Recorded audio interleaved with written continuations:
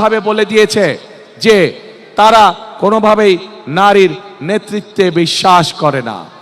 আমরা দেখেছি একটি রাজনৈতিক দলের নেতা পরিষ্কারভাবে দুদিন আগে বলেছে যে যে সকল মহিলা, যে সকল মা বোনেরা কর্মসংস্থানের উদ্দেশ্যে কর্মসংস্থানের জন্য যান, তাদেরকে, প্রিয় ভাই বোনেরা, আপনাদের সামনে আমার বলতে রীতিমতন লজ্জা হচ্ছে, এমন একটি শব্দ সে আমাদের সব মা বোনদের জন্য ব্যবহার করেছে যা এই দেশের জন্য একটি কলঙ্ক স্বরূপ। যেই দলটি, যাদের নেতা আজ বাংলাদেশের নারীদেরকে একটি খারাপ কিছুর সাথে তুলনা করেছে, তারা বলে তারা ইসলাম কায়েম করবে, কিন্তু নবী করিম সাল্লাল্লাহু আলাইহি ওয়াসাল্লামের স্ত্রী পর্যন্ত, উনিও পর্যন্ত একজন ব্যবসায়ী ছিলেন। তাহলে আজকে কোথায় গিয়ে দাঁড়ালো বাংলাদেশের নারী সমাজ তথা তাবৎ পৃথিবীর নারী সমাজকে কিভাবে অপমান করা হলো? যে দলটি নির্বাচনের আগে দেশের অর্ধেক জনগোষ্ঠীকে ঘরের মধ্যে বন্দী করতে চায়, যে দলটি নির্বাচনের আগে দেশের অর্ধেক জনগোষ্ঠীকে অসম্মানজনকভাবে কথা বলে, তাহলে আপনাদের কাছে আমার প্রশ্ন আজকে, নির্বাচনে যদি তারা কোনোভাবে সুযোগ পায় নির্বাচন পরবর্তী সময়, তাহলে তাদের আচরণ কি হতে পারে? কাজেই প্রিয় ভাই বোনেরা, এরা শুধু নিজের স্বার্থের কথা বোঝে, এরা ধর্মকে ব্যবহার করে নিজেদের স্বার্থ রক্ষা করার জন্য। যেখানে প্রয়োজন সেখানে তারা তাদের মতন করে ধর্মকে ব্যবহার করে। আমরা গতকাল দেখেছি, যখন এই কথা বলার পরে তীব্র সমালোচনা শুরু হলো নারী সমাজ থেকে, যখন এই কথা বলার পরে তীব্র সমালোচনা শুরু হলো সমাজের প্রত্যেকটি মানুষের কাছ থেকে, তখন তারা বলছে তাদের এই আইডি নাকি ফেক হয়ে, আইডি হ্যাক হয়ে গিয়েছিল।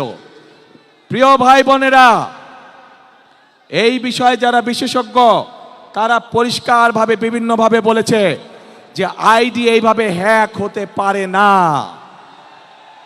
একটি রাজনৈতিক দলের একজন সিনিয়র নেতা জনগণের সামনে নির্বাচনের আগে এইভাবে মিথ্যা কথা বলছে, দলটি পর্যন্ত মিথ্যা কথা বলছে তাদের আইডি বলে হ্যাক হয়ে গেছিল, অথচ আইডি হ্যাক হয়নি তাদের। কাজেই এরা নির্বাচনের আগে নিজেদের স্বার্থ সিদ্ধির জন্য মানুষের সামনে মিথ্যা কথা তুলে ধরছে, মিথ্যা কথা তারা বলছে। এদের একটাই পরিচয়, এরা মিথ্যাবাদী, এরা নিজেদের প্রয়োজনে নিজেদের স্বার্থেরা মিথ্যা কথা বলে। যারা মিথ্যা কথা বলে, হাজারো লক্ষ কোটি মানুষের সামনে যারা মিথ্যা কথা বলে, যারা বিশেষজ্ঞদের মুখের উপরে মিথ্যা কথা বলে, এরা আর যাই হোক এরা দেশ দরদি হতে পারে না, এরা আর যাই হোক এরা কখনো মানুষের দরদি হতে পারে না, এরা আর যাই হোক এরা কখনো জনদরদি হতে পারে না। এদের দরদ শুধু এদের নিজেদের লক্ষ্যের জন্য, এদের দরদ শুধু এদের নিজেদের। ক্ষমা চেয়ে আসলে তাহলে মির্জা ফখরুলকে প্রথমে তার বাবার জন্য ক্ষমা চাইতে হবে, তাহলে জিয়াউর রহমান মুসলিম লীগ এবং বামফ্রন্ট দিয়ে যে বিএনপি তৈরি করছে সেই বিএনপিকে ক্ষমা চাইতে হবে। বিএনপির জন্মই হয়েছে সেই মুসলিম লীগ যারা এই স্বাধীনতা চায়নি, আর মির্জা ফখরুল ইসলামের বাবাই ছিলেন স্বাধীনতা চায়নি।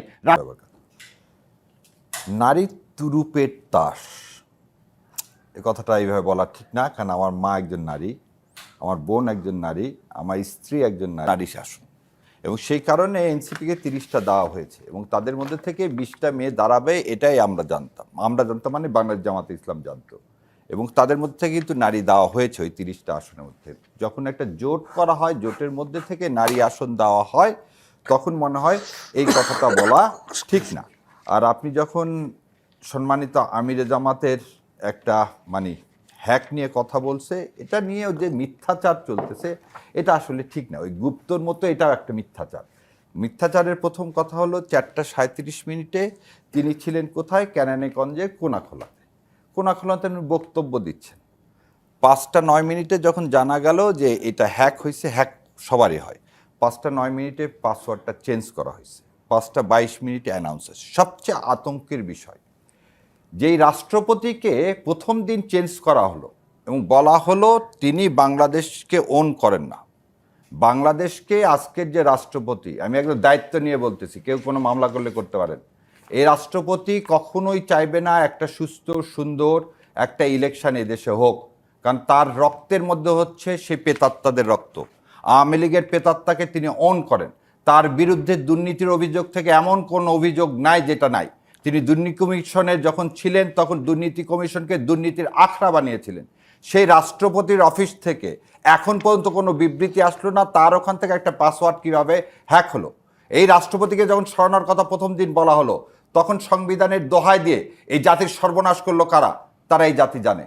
আজকে আর যাই হোক, আমিরে জামাতের আর একটা জিনিস বলি, আমিরে জামাতের 2 মেয়ে, তার ওয়াইফ এমপি ছিলেন, এবং 2 মেয়ের মধ্যে আপনি মানে আপনাকে বলি, খাওলা বিনতে খাওলা তার মেয়ের নাম, একটা নাম সাওলা, আর একটা মেয়ে, 2টা মেয়ের নামই তিনি ইসলামিক যে নামগুলো দিয়েছেন, এই 2টা নারী হচ্ছে যারা যুদ্ধ করছেন, যারা যুদ্ধ করছেন। সো যে ভদ্রলোক তার মেয়েদের নাম দিতে পারেন তাদের নামে, যে মেয়েরা যুদ্ধ করছেন ইসলামের জন্য, ওহুদে যুদ্ধ করছেন, হুদাইবিয়াতে যুদ্ধ করছেন, ইয়ামামায় যুদ্ধ করছেন, সে ভদ্রলোক আর যাই হোক এরকম কথা বলবেন, এটা মনে হয় জাতি।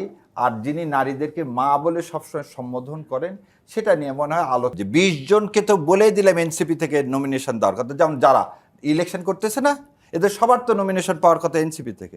অ্যান্ড ওরা যদি এনসিপি থেকে বের হয়ে যায়, আপনি ঝিনাইদহ থেকে মিতুকে দেওয়া হয়েছিল, তারপর আপনি জারাকে দেওয়া হলো, তারপর আপনি ঢাকাতে দেখেন সাভারে দেওয়া হয়েছে, সমস্ত টোটাল কতজন, টোটাল 20 জন মেয়ের লিস্ট দেওয়া হলো, সেই জন্যে আমরা 30টা সিট ছেড়ে দেওয়া হলো বাংলাদেশ জামাত ইসলাম। তাহলে আজকে যদি বলা হয় যে জামাত ইসলাম মেয়েদেরকে দিতে চায়নি, এই কথা ঠিক না। আর একটা জিনিস বলি, একদিকে বলবেন আসন দেওয়া হয়নি, আর একদিকে আমার মা বোনকে বিবস্ত্র করতে চাইবেন। এই সমাজ ইনশাল্লাহ জুলাই সনদ সাইনের মধ্যে দিয়ে, এই জুলাই সনদে হা ভোটের মধ্যে দিয়ে, আজাদির জয়ের মাধ্যমে আমার মা বোনের জন্য এমন একটা পরিবেশ সৃষ্টি করা হবে যেখানে 5% না, ইনশাল্লাহ আগামীতে 50%। মাওবাদ থেকে এসে কম অত্যাচারে, আওয়ামী লীগের কম অত্যাচার নিপীড়নের কারণে তাদেরকে বিএনপিকে সমর্থন দিচ্ছেন। এবং আমার ধারণা ঢালি ভাই 2016 সালে বিএনপিতে জয়েন করছেন ওই একটা কারণেই, যে দেশকে কিভাবে, শোনেন, তুরুপের তাস সবসময় ব্যবহার করা হতো, এর আগ পর্যন্ত শুনে আসছি ধর্মকে। ইলেকশন আসলে তুরুপের তাস হতো ধর্ম, নারীকে না। এবারই প্রথম শুনতেছি নারীকে। কেন? কারণ বাংলাদেশ জামাত ইসলামের সবচেয়ে বেশি সাপোর্টার দেখা যাচ্ছে নারীদের মধ্যে। সো তুরুপের তাসটা হঠাৎ চেঞ্জ হয়ে গেল। কিছুদিন আগে গত 15 বছর তুরুপের তাস ছিল স্বাধীনতা। কি স্বাধীনতা? মুক্তিযুদ্ধকে প্রোডাক্ট বানায় ফেলে দিলেন, দিয়ে রাজাকার এবং মুক্তিযুদ্ধ। সময়ের সাথে সাথে আপনি তুরুপের তাসটা চেঞ্জ করতেছেন কেন? এটা ভোটারকে দেখে। এই জন্য রাজনৈতিক সংস্কার চেঞ্জ হতে হবে বোন। আপনার মেয়েরা তুরুপের তাস, এ কথা বলতে আমার সত্যি বাড়তেছে, কারণ আপনি আমার বোন। আমি কেন এটা বলবো? আপনাকে অবজ্ঞা করার মতো আল্লাহ যেন সেই ইয়ার আগে এই মাটি ফাঁক হয়, ধরনী দ্বিধা হয়, আমি ভিতরে ঢুকে যাই। দ্বিতীয় কথাটা বললেন, শোনেন, আমি তর্কে যেতে চেয়েছিলাম না, তর্কে যেতে চাইনি। স্টেটমেন্ট দিয়ে 7 ঘন্টা 9 ঘন্টা, 4টা 37 থেকে 5টা 22 কতক্ষণ হয়? ওই জন্যেই মাহমুদুর রহমানের ভাইয়ের কথা বারবার বলতেছি, 17 বছর আপনি দেশে ছিলেন না, আপনি দেশকে জানেন না।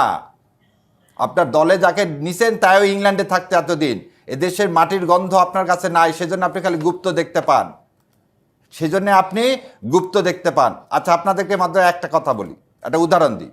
আমি 2012 সাল থেকে সারা দেশে কোরআন শরীফ ডিস্ট্রিবিউশন করি। গোলাম আজম সাহেবের কোরআন শরীফের তফসির যখন দিতে গেলাম প্রথমে, কেউ ভয় নেয় না। কেন? সমস্ত এফআইআরে আসে জঙ্গি বই মানে হচ্ছে কোরআন শরীফ।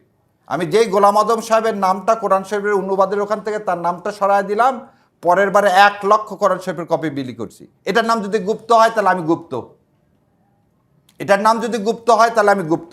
আয়েশা রাদিয়াল্লাহু আনহা, বাংলাদেশ না সারা পৃথিবীর ইতিহাসে, আপনি আমেরিকাতে 1920 সালে মেয়েদেরকে ভোটাধিকার দেওয়া হয়েছে। আজকেও আমেরিকাতে মেয়েরা কি হয় না, প্রেসিডেন্ট হয় না। এই যে ভাই বললেন, শোনেন, প্রীতিলতার কথা মনে আছে? যখন দেশ ভাগ হলো তখন কয়জন মেয়েকে আপনার মন্ত্রিসভায় নিয়ে আসছে কংগ্রেস? আপনি যখন বললেন 24-এ আমার মা বোনেদের যে আত্মত্যাগ, সমাজের রাজনৈতিকটা চেঞ্জ হতে হবে বোন। আপনাদেরকে অ্যাডপ্ট করতে গেলে জুলাই সনদ এই জন্য হতে হবে যে বা মায়েরা বেশি ভোট দিতে চায়, তখন আপনি তুরুপের তার স্বাধীনতা থেকে চেঞ্জ করে আসলেন কিসে? ধর্মতে। ধর্ম থেকে আসলেন গুপ্ততে, এখন গুপ্ত থেকে আসছেন নারীতে, লাস্টে আর একটা কোন তুরুপের তাস পাবেন আমি জানি না। তবে এই তুরুপের তাস ইউজ করতে করতে 12 ফেব্রুয়ারি চলে আসবে, যেভাবে তুরুপের তাস চেষ্টা করি। ইনশাল্লাহ আমরা যারা ভারত বিরোধিতা করি, ভারতের আধিপত্যবাদের স্বীকার করি না, এদেশে এই বয়স্ট, আর যখন এটা আমার মা বোনেরা বলে সেটা আরও মিষ্ট হয়। পলিসি সামিটে বোধহয় আমার বোন যায়নি, ইন্টারকন্টিনেন্টাল পলিসি সামিটে গেলে দেখতে পাইতেন যে কত নারী এসছে, নারীর ক্ষমতায়ন কিভাবে করা হবে।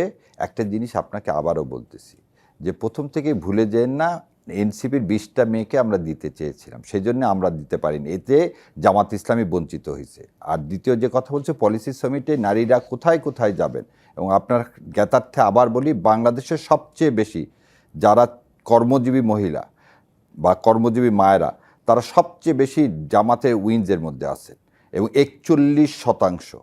এইটাও আমাদের এই সামিটে দেখানো হয়। জিনিস বলি, সারা পৃথিবী থেকে তো বাংলাদেশ একটা বিচ্ছিন্ন জায়গা না। যেমন আমার ওয়াইফ, যখন আমি ছাত্র অবস্থায় ছিলাম ইংল্যান্ডে, তখন কিন্তু সে মাতৃকালীন 6 মাস ছুটি পাইছিল, আমি পাইছিলাম 1 সপ্তাহ। আমি যখন যদি বলি যে আমার এই নারীর অধিকার, আমার অধিকার সমান হচ্ছে না, আমাকেও 6 মাস দিতে হবে, ব্রিটিশ পার্লামেন্ট সেটা করেনি। আর আমাদের এখানে যেটা বলা হয়, মাকে শোনেন, আমি তো আর দুধ দেওয়ার ক্ষমতা আমার নাই, আমি বাচ্চাকে নিয়ে সারা রাত আমিও বসেছিলাম, কিন্তু দুধের সময় ওর ওয়াইফকে কিন্তু ডেকে তুলতেই হয়েছে, কারণ আমি তো আর দুধ দিতে পারবো না, আল্লাহ আমাকে সেই ক্ষমতা দেয়নি। আমি চাইলেও আমার পেটে আমার সন্তান ধারণ করতে পারি না। আমি আপনার সঙ্গে বলিনি, আমার ইন্টারপ্রিটেশনটা আমি দিই। আমি কখনোই গর্ভে আমার সন্তানকে ধারণ করতো, কিন্তু বাবা হিসাবে সারা রাত বাচ্চাকে কোলে নিয়ে আমি বসে এসেছি দিনের পর দিন, বাচ্চাকে বড় করা। আল্লাহ যেটা আমাকে যতটুকু দিছে, আমি আমার ধর্মবিশ্বাস থেকে এটা বিশ্বাস করি। নিজেদের সন্তান প্রতিপালন করছে, অবশ্যই পারবে। আর যে বোন চাইবে না 5 ঘন্টা নিতে, নিবে না, তার জন্য তো সেটা বলেনি যে এটা বাইন্ডিং করা হবে। আমি জামাত বারবার বলছে, যে নিতে চাবে নিবে, যে নিতে চাবে না নিবে না। আর রাষ্ট্র